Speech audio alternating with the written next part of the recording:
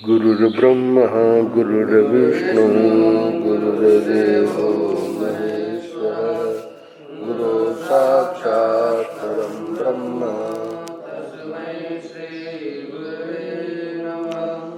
रामं रामानुजं सीतां भरतं भरतानुजं सुग्रीवं वायुसूनुं च प्रणमामि पुनः पुनः नमोऽस्तु रामाय सलक्ष्मणाय देव्यै च तस्यै जनकात्मजायै नमोऽस्तु रुद्रेन्द्रयमानिलेभ्यो नमोऽस्तु चन्द्रार्कमरुद्गणेभ्यः नारायण नारायण नारायण नारायण।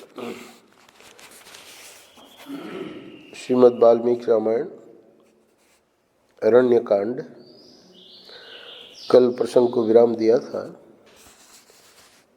दूसरी बार ये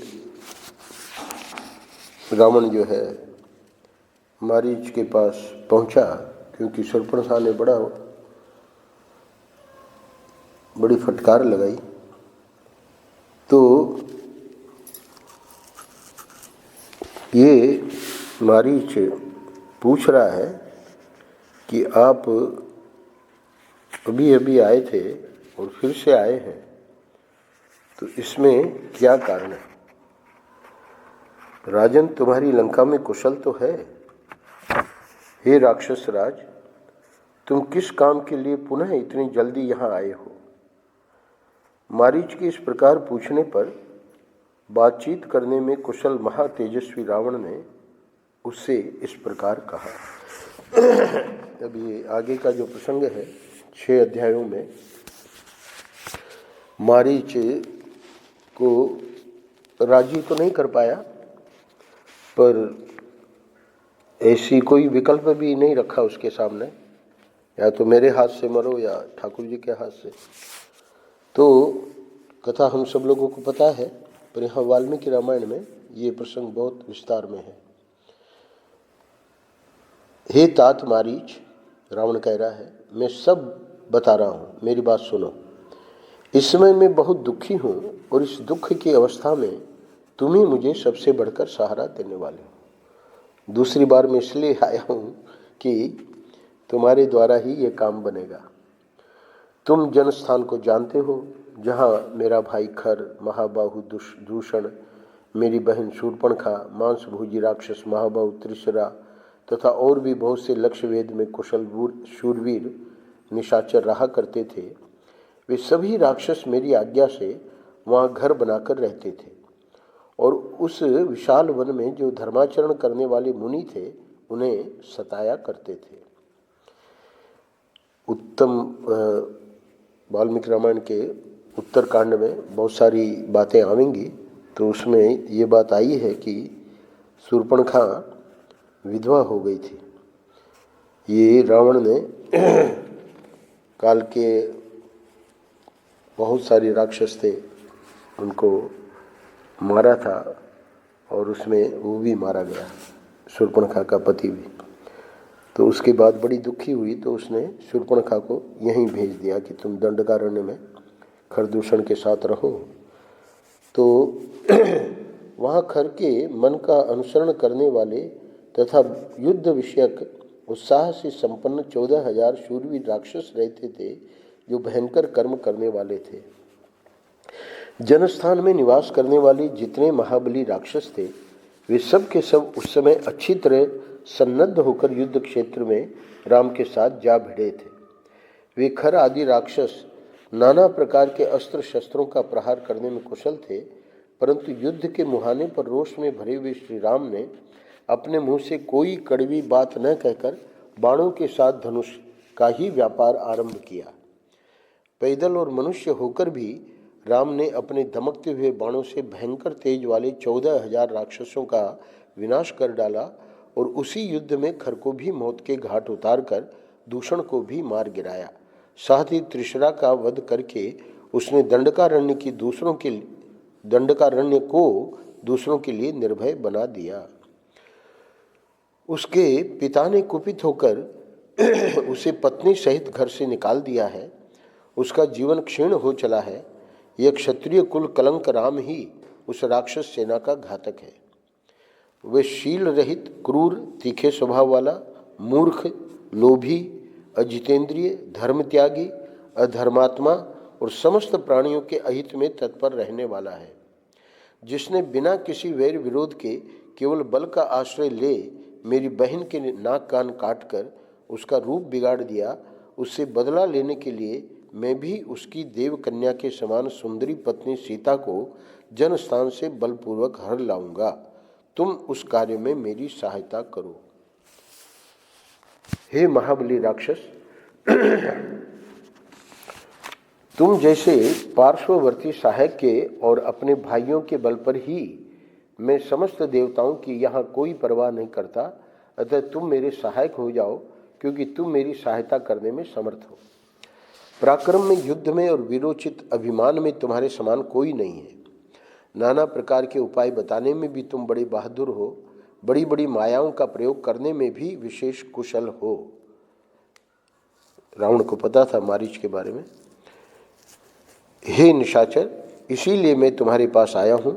सहायता के लिए मेरे कथनानुसार तुम्हें कौन सा काम करना है वह भी सुनो। तुम सोने के बने हुए मृग जैसा रूप धारण करके रजतमय बिंदुओं से युक्त चितकबरे हो जाओ और राम के आश्रम में सीता के सामने विचरो। विचित्र मृग के रूप में तुम्हें देखकर सीता अवश्य ही अपने पति राम से तथा लक्ष्मण से भी कहेगी कि आप लोग इसे पकड़ लावें। जब वे दोनों तुम्हें पकड़ने के लिए दूर निकल जाएंगे, तब मैं बिना किसी विघ्न बाधा के सूने आश्रम से सीता को उसी तरह सुखपूर्वक हर लाऊंगा जैसे राहु चंद्रमा की प्रभा का अपहरण कर लेता है। उसके बाद स्त्री का अपहरण हो जाने से जब राम अत्यंत दुखी और दुर्बल हो जाएगा, उस समय मैं निर्भय हो सुखपूर्वक उसके ऊपर कृतार्थ चित्त से प्रहार करूंगा। रावण के मुख से श्री रामचंद्र जी की चर्चा सुनकर महात्मा मारीच का मुंह सूख गया। वह भय से थर्रा उठा। वह अपलक नेत्रों से देखता हुआ अपने सूखे होठों को चाटने लगा। उसे इतना दुख हुआ कि वह मुर्दा सा दिखाई देने लगा। उसी अवस्था में उसने रावण की ओर देखा। उसे महान वन में श्री रामचंद्र जी के पराक्रम का ज्ञान हो चुका था।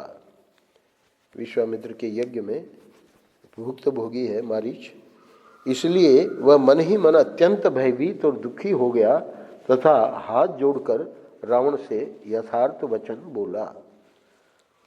उसकी वह बात रावण के तथा अपने लिए भी हितकर थी। यहाँ 36वां अध्याय पूरा होता है। राक्षस राज रावण की पूर्वोक्त बात सुनकर बातचीत करने में कुशल महातेजस्वी मारीच ने उसे इस प्रकार कहा। ये जो श्लोक है वो ध्यान से सुनिएगा। सुलभा पुरुषा राजन सततम प्रियवादिन है, अप्रियस्य च पथ्यस्य वक्ता श्रोता च दुर्लभ है। मारीच कह रहा है रावण को, हे राजन, सदा प्रिय वचन बोलने वाले पुरुष तो सर्वत्र सुलभ होते हैं, परंतु जो अप्रिय होने पर भी हितकर होवे, ऐसी बात के कहने वाले भी और सुनने वाले भी दोनों ही दुर्लभ है। तुम कोई गुप्तचर तो रखते नहीं और तुम्हारा हृदय भी बहुत ही चंचल है, अतः निश्चय ही तुम श्री रामचंद्र को बिल्कुल नहीं जानते। वे पराक्रमोचित गुणों में बहुत बड़े चढ़े तथा इंद्र और वरुण के समान हैं। हे तात, मैं तो यही चाहता हूं कि समस्त राक्षसों का कल्याण हो। कहीं ऐसा न हो कि श्री रामचंद्र जी अत्यंत कुपित हो समस्त लोगों को राक्षसों से शून्य कर दे। जनक नंदिनी सीता तुम्हारे जीवन का अंत करने के लिए तो नहीं उत्पन्न हुई है ना।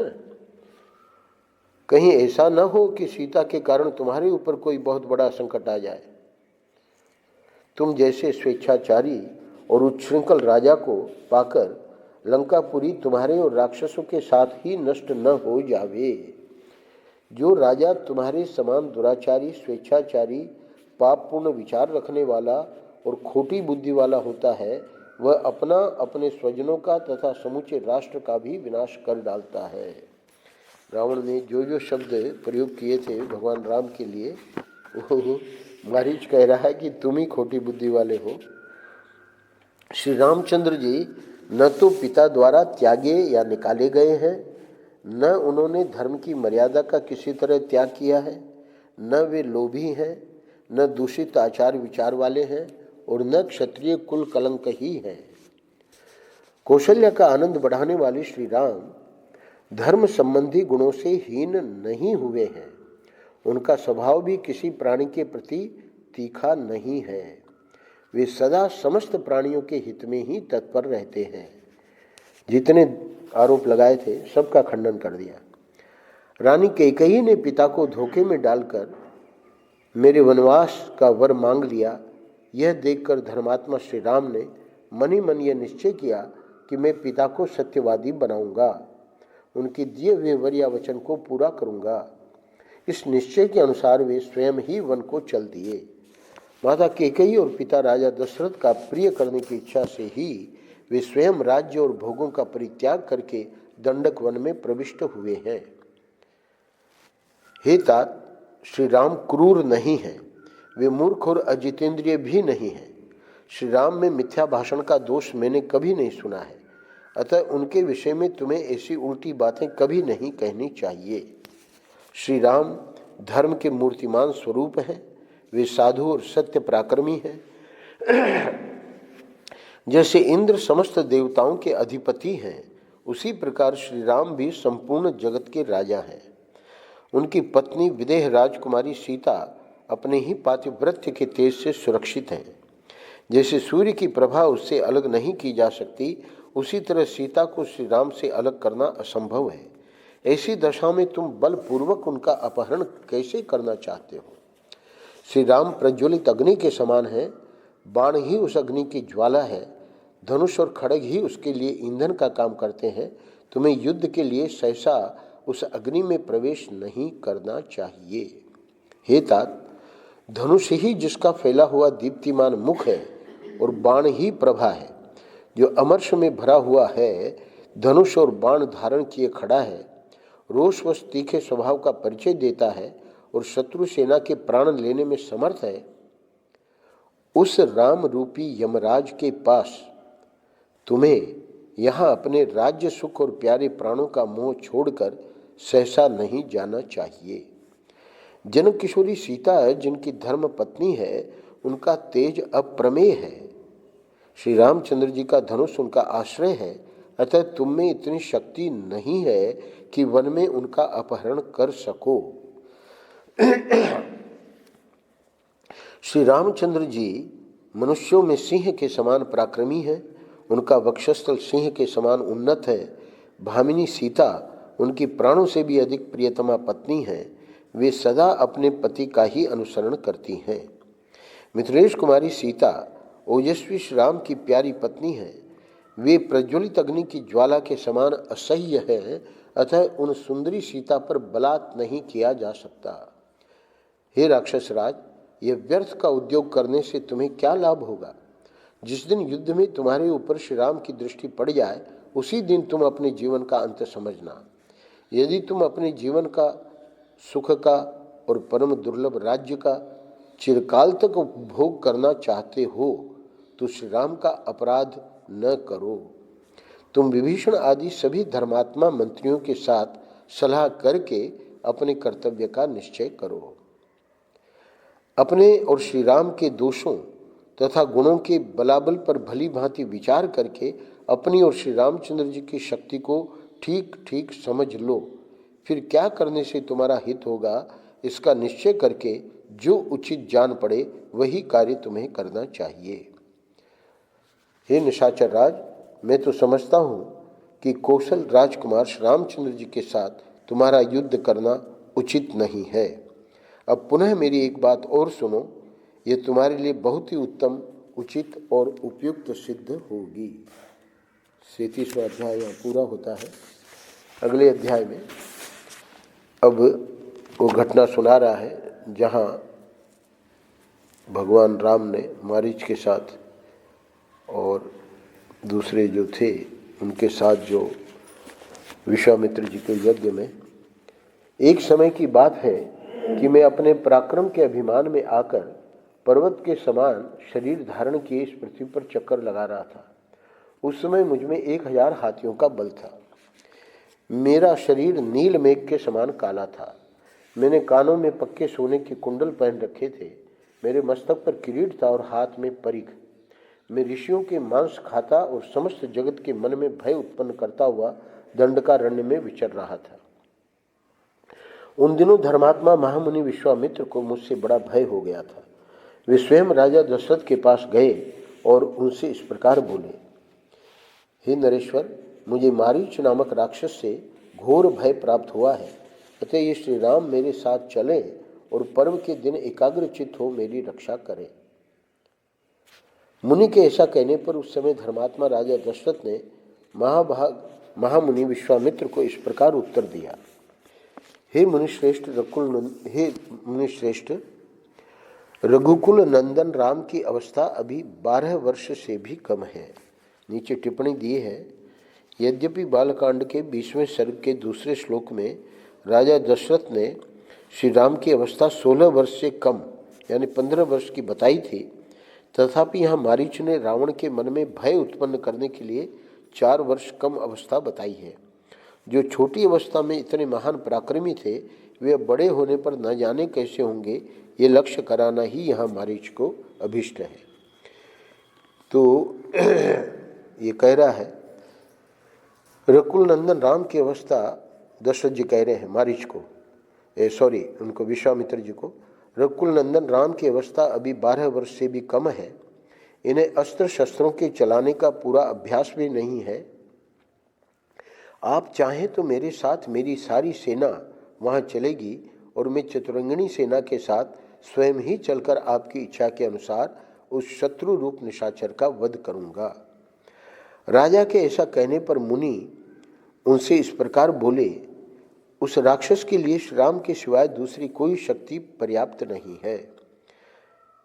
राजन, इसमें संदेह नहीं कि आप समरभूमि में देवताओं की भी रक्षा करने में समर्थ हैं। आपने जो महान कार्य किया है वह तीनों लोकों में प्रसिद्ध है।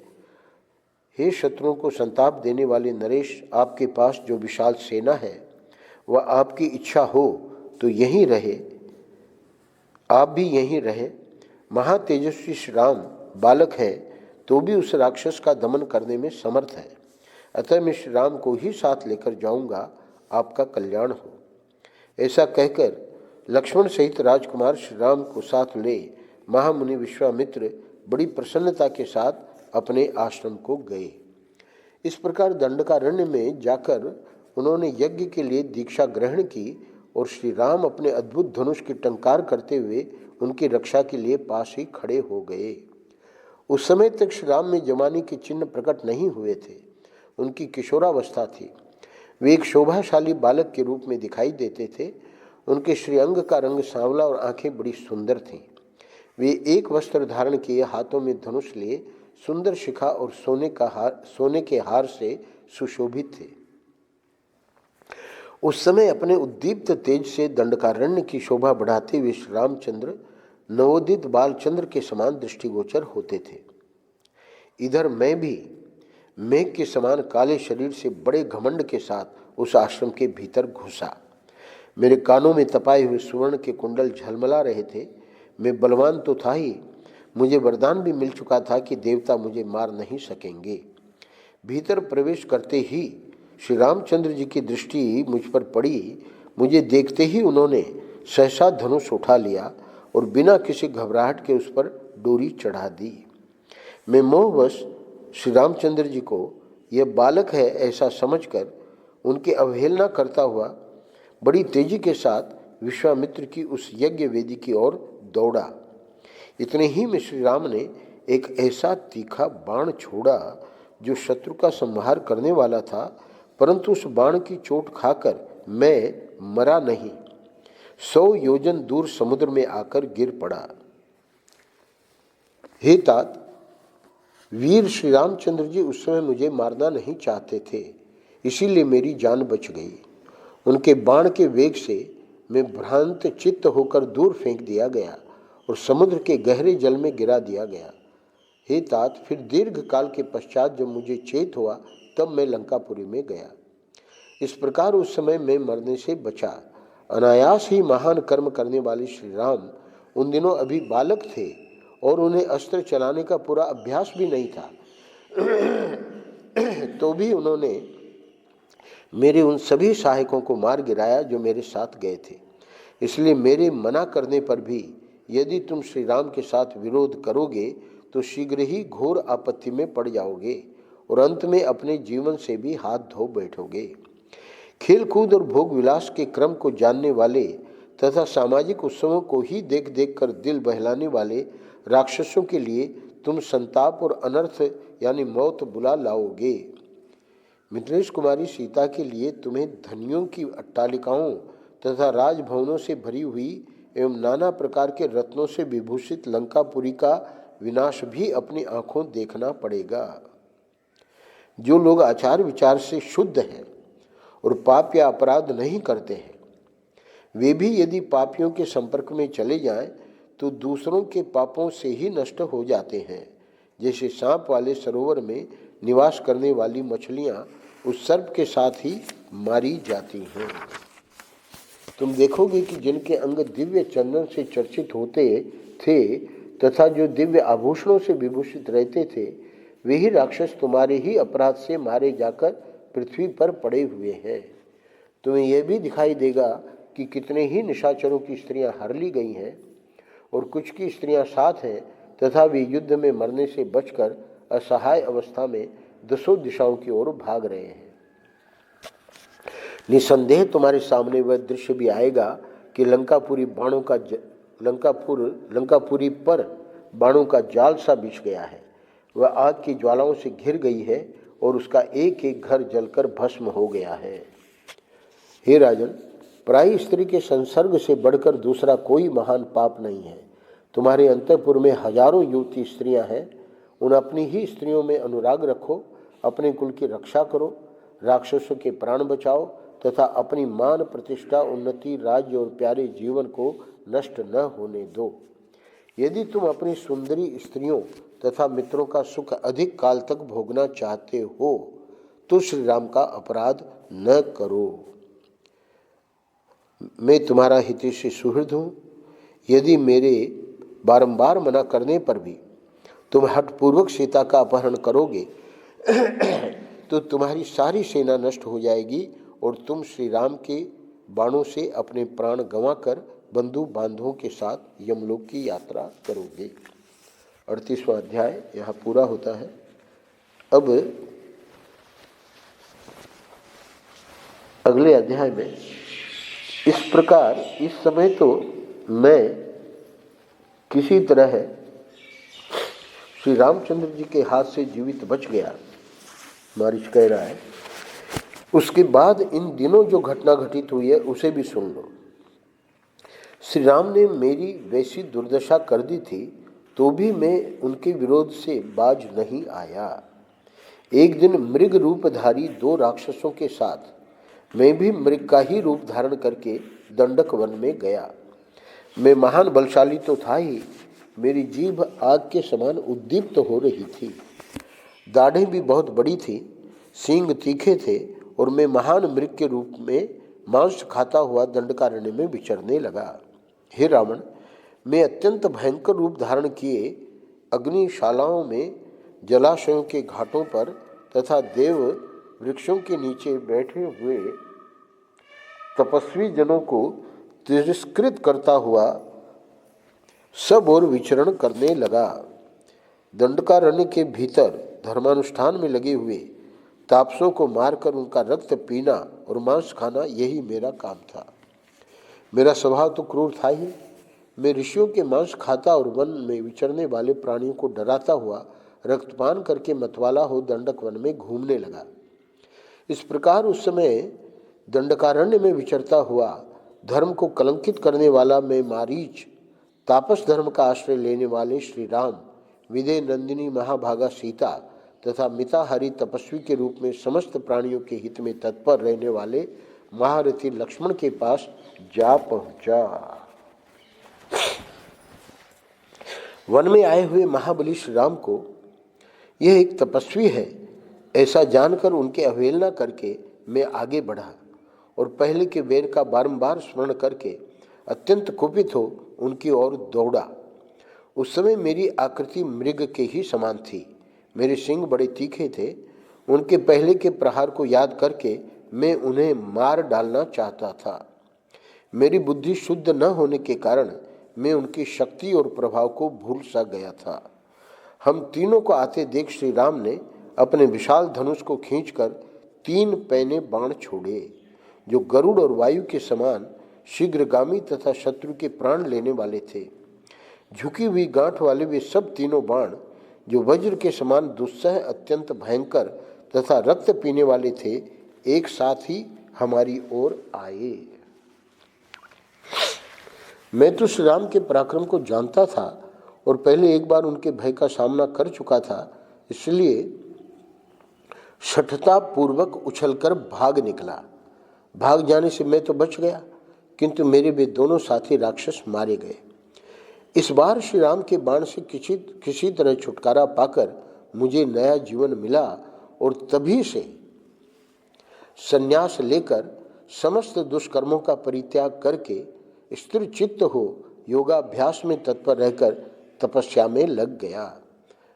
अब मुझे अपनी मन की स्थिति बता रहा है। अब मुझे एक एक वृक्ष में चीर, काला मृगचर्म और धनुष धारण किए श्री राम ही दिखाई देते हैं, जो मुझे पाशधारी यमराज के समान प्रतीत होते हैं। हे रावण, मैं भयभीत होकर हजारों रामों को अपने सामने खड़ा देखता हूँ। यह सारा वन ही मुझे राममय प्रतीत हो रहा है। हे राक्षस राज, जब मैं एकांत में बैठता हूँ तब मुझे श्री राम के ही दर्शन होते हैं। सपने में श्री राम को देखकर मैं उद्भ्रांत और अचेत सा हो उठता हूँ। हे रावण, मैं राम से इतना भयभीत हो गया हूँ कि रत्न और रथ आदि जितने भी रकारादि नाम हैं वे मेरे कानों में पड़ते ही मन में भारी भय उत्पन्न कर देते हैं। मैं उनके प्रभाव को अच्छी तरह जानता हूँ, इसीलिए कहता हूँ कि श्री राम के साथ तुम्हारा युद्ध करना कदापि उचित नहीं है। रकुल नंदन श्री राम राजा बलि अथवा नमची का भी वध कर सकते हैं। हे रावण, तुम्हारी इच्छा हो तो रणभूमि में श्री राम के साथ युद्ध करो अथवा उन्हें क्षमा कर दो, किंतु यदि मुझे जीवित देखना चाहते हो तो मेरे सामने श्री राम की चर्चा न करो। लोक में बहुत से साधु पुरुष जो योग युक्त होकर केवल धर्म के ही अनुष्ठान में लगे रहते थे, दूसरों के अपराध से ही परिकरों सहित नष्ट हो गए। हे निशाचर, मैं भी किसी तरह दूसरों के अपराध से नष्ट हो सकता हूँ, अतः तुम्हें जो उचित जान पड़े वह करो। मैं इस कार्य में तुम्हारा साथ नहीं दे सकता, क्योंकि श्री रामचंद्र जी बड़े तेजस्वी, महान आत्मबल से संपन्न तथा अधिक बलशाली हैं। वे समस्त राक्षस जगत का भी संहार कर सकते हैं। यदि शूर्पणखा का बदला लेने के लिए जनस्थान निवासी खर पहले श्री राम पर चढ़ाई करने के लिए गया और अनायास ही महान कर्म करने वाले श्री राम के हाथ से मारा गया, तो तुम ही ठीक ठीक बताओ, इसमें श्री राम का क्या अपराध है? तुम मेरे बंधु हो, मैं तुम्हारा हित करने की इच्छा से ही ये बातें कह रहा हूँ। यदि नहीं मानोगे तो युद्ध में आज राम के सीधे जाने वाले बाणों द्वारा घायल होकर तुम्हें बंधु बांधवों से प्राणों का परित्याग करना पड़ेगा। यह 39वां अध्याय पूरा होता है। मारीच का यह कथन उचित और मानने योग्य था, तो भी जैसे मरने की इच्छा वाला रोगी दवा नहीं लेता, उसी प्रकार उसके बहुत कहने पर भी रावण ने उसकी बात नहीं मानी। काल से प्रेरित हुए उस राक्षस राज ने यथार्थ और हित की बात बताने वाले मारीच से अनुचित और कठोर वाणी में कहा, दूषित कुल में उत्पन्न हे मारीच, तुमने मेरे प्रति जो ये अनाप शनाप बातें कही हैं, ये मेरे लिए अनुचित और असंगत हैं। ऊषर में बोए हुए बीज के समान अत्यंत निष्फल है। तुम्हारे इन वचनों द्वारा मूर्ख, पापाचारी और विशेषतः मनुष्य राम के साथ युद्ध करने अथवा उसकी स्त्री का अपहरण करने के निश्चय से मुझे विचलित नहीं किया जा सकता। एक स्त्री कैकेयी, रावण क्या युक्ति दे रहा है, एक स्त्री कैकेयी के मूर्खतापूर्ण वचन सुनकर जो राज्य, मित्र, माता और पिता को छोड़कर सहसा जंगल में चला आया है तथा जिसने युद्ध में खर का वध किया है, उस रामचंद्र की प्राणों से भी प्यारी भार्या सीता का मैं तुम्हारे निकट ही अवश्य हरण करूँगा। हे मारीच, ऐसा मेरे हृदय का निश्चित विचार है। इसे इंद्र आदि देवता और सारे असुर मिलकर भी बदल नहीं सकते। यदि इस कार्य का निर्णय करने के लिए तुमसे पूछा जाता, रावण कह रहा है, अगर मैं तुमसे पूछता कि इसमें क्या दोष है, क्या गुण है, इसकी सिद्धि में कौन सा विघ्न है, अथवा इस कार्य को सिद्ध करने का कौन सा उपाय है, तो तुम्हें ऐसी बातें कहनी चाहिए थी। जो अपना कल्याण चाहता हो उस बुद्धिमान मंत्री को उचित है कि वह राजा से उसके पूछने पर ही अपना अभिप्राय प्रकट करे, और वह भी हाथ जोड़कर नम्रता के साथ। राजा के सामने ऐसी बात कहनी चाहिए जो सर्वथा अनुकूल, मधुर, उत्तम, हितकर, आदर्श से युक्त और उचित हो। राजा सम्मान का भूखा होता है। उसकी बात का खंडन करके आक्षेपपूर्ण भाषा में यदि हितकर वचन भी कहा जाए तो उस अपमानपूर्ण वचन का वह कभी अभिनंदन नहीं कर सकता। हे निशाचर, अमित तेजस्वी महामनस्वी राजा अग्नि, इंद्र, सोम, यम और वरुण, इन 5 देवताओं के स्वरूप धारण किए रहते हैं। इसीलिए वे अपने में इन 5 के गुण, प्रताप, पराक्रम, सौम्य भाव, दंड और प्रसन्नता भी धारण करते हैं। ये जो 5 गिनाए, इनके क्या क्या गुण हैं, वो गुण भी राजा में रहते हैं। क्या क्या गुण हैं? प्रताप, पराक्रम, सौम्य भाव, दंड और प्रसन्नता। अग्नि, इंद्र, सोम, यम और वरुण। अतः सभी अवस्थाओं में सदा राजाओं का सम्मान और पूजन ही करना चाहिए। तुम तो अपने धर्म को न जानकर केवल मोह के वशीभूत हो रहे हो। मैं तुम्हारा अभ्यागत अतिथि हूँ, तो भी तुम दुष्टतावश मुझसे ऐसी कठोर बातें कह रहे हो। हे राक्षस, मैं तुमसे अपने कर्तव्य के गुण दोष नहीं पूछता हूँ और न यही जानना चाहता हूँ कि मेरे लिए क्या उचित है। हे अमित पराक्रमी मारीच, मैंने तो तुमसे इतना ही कहा था कि इस कार्य में तुम्हें मेरी सहायता करनी चाहिए। अच्छा, अब तुम्हें सहायता के लिए मेरे कथनानुसार जो कार्य करना है उसे सुनो। तुम सुवर्णमय चर्म से युक्त चितकबरे रंग के मृग हो जाओ। तुम्हारे सारे अंग में चांदी की सी सफ़ेद बूंदें रहनी चाहिए। ऐसा रूप धारण करके तुम राम के आश्रम में सीता के सामने विचरो। एक बार विदेह कुमारी को लुभाकर जहाँ तुम्हारी इच्छा हो उधर ही चले जाओ। तुम माया में कांचन मृग को देखकर मिथिलेश कुमारी सीता को बड़ा आश्चर्य होगा और वह शीघ्र ही राम से कहेगी कि आप इसे पकड़ लाइए। जब राम तुम्हें पकड़ने के लिए आश्रम से दूर चले जाएं, तो तुम भी दूर तक जाकर श्री राम की बोली के अनुरूप ही ठीक उन्हीं के स्वर में हा सीते हा लक्ष्मण कहकर पुकारना। तुम्हारी उस पुकार को सुनकर सीता की प्रेरणा से सुमित्रा कुमार लक्ष्मण भी स्नेहवश घबराए हुए अपने भाई के ही मार्ग का अनुसरण करेंगे।